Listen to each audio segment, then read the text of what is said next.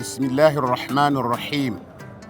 Jama'a bayani ne zan yi akan wannan annoba da ta sami duniya, coronavirus. Annoba ce wacce Allah ya jarrabi duniya da ita. Saboda haka ya kamata mu musulmi a matsayinmu na musulmi mu ɗauki matakai wanda annabinmu ya gaya mana idan aka samu annoba.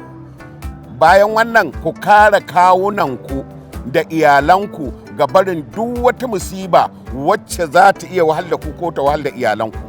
Wannan cuta abinda masu ilimi na lafiya suka gano, abinda ke kariya ga barin kamuwa da ita, abu na farko yawan wanke hannu. Wanke hannu a duk lokacin da kai mu'amala da mutane ka gaggaisa da su, zo ka wanke hannunka ka kuma shafa wannan sanitizer.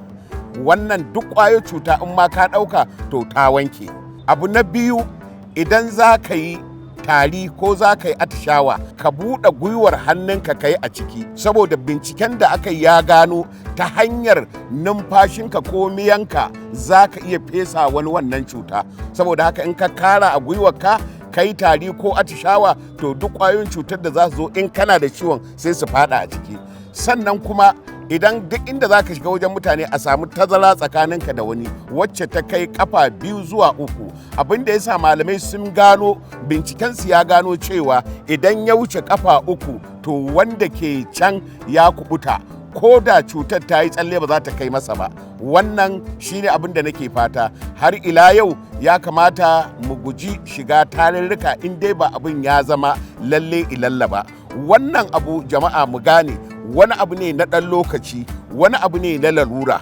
Domin idan ka sa mask ɗin na abin hanci da ake safar hanci, idan wani yana da ita ba za ka ɗauka ba, kai in kana da ita ba za ka fesa wani ba. Saboda haka waɗannan ababe ne waɗanda ya kamata mu ba su kulawa. Allah Ubangiji ya ɗauke mana wannan cuta. A ƙarshe ina fata za mu yi ƙoƙari mu tuba ga Allah, mu dinga aikata abubuwan da Allah ke so, mu kauce abubuwan da Allah baya so, saboda dukkan annoba ba ta zowa sai dalilin sabon Allah. Allah ka gafarta mana zunubanmu. Kowa na iya kamuwa da cutar murar mashako, wato coronavirus. Idan kana tsammanin ka kamu ko alamomi sun bayyana, a kirawo ɗaya daga cikin waɗannan lambobin.